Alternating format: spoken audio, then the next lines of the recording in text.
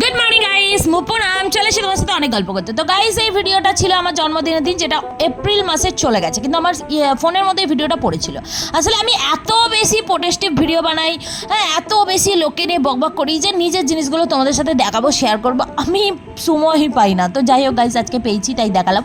অনেকে ভাবো যে আমি শুধু সোশ্যাল মিডিয়ায় এসে বকবক করে বকি, কিন্তু গাইস, আমি শুধু সোশ্যাল মিডিয়াতে বকি না, আমি হাতের কাজে অনেক কিছু করতে পারি। তো দেখতে পেলে নিজের জন্মদিন, কিন্তু কী করবো গাইস, রান্না করার লোক না থাকলে নিজেকেই তো করতে হবে, তাই নিজেকেই সব অ্যারেঞ্জমেন্ট করেছিলাম, কারণ আমার পেরানের লোকজনরা আসবে বলে।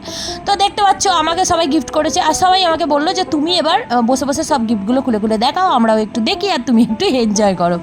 তো দেখো, আমি যেগুলো ওদের সাথে যখন শেয়ার করেছি, আমি ভাবলাম যে তোমাদের সাথেও শেয়ার করে নিই। তো দেখতে পাচ্ছ তোমরা আমাকে কী দিয়েছে, দেখো এগুলো হচ্ছে পারফিউম, যেগুলো স্মেল কিন্তু খুবই ভালো, যেগুলো অলরেডি আমি মেখে শেষ করে ফেলেছি। আর এই দেখো একটা শাড়ি, যেটা কিন্তু আমি এখনও যত্ন করে তুলে রেখে দিয়েছি, আমি পরবো বলে।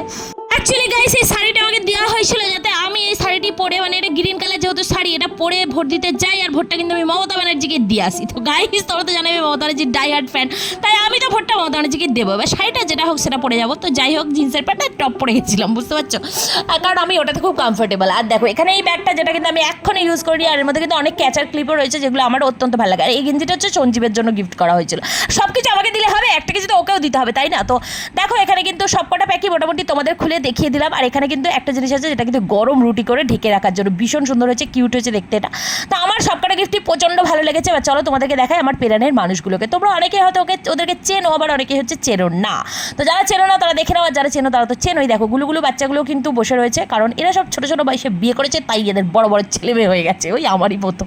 যাই হোক গাইস, এখানে দেখো রাইস আর চিলি চিকেন নিয়ে নিয়েছি, মিক্সড রাইস বানিয়েছিলাম আর চিলি চিকেন বানিয়েছিলাম, যেটা খেতে আমার ওকে লেগেছে, কিন্তু সবাই বলেছে তাদের নাকি প্রচণ্ড ভালো লেগেছে। আর দুটো মিষ্টি নিয়েছিলাম, আইসক্রিমটা ছিল, ওটা তোমাদেরকে দেখাইনি কারণ গলে যাবে গরমে, বুঝছো।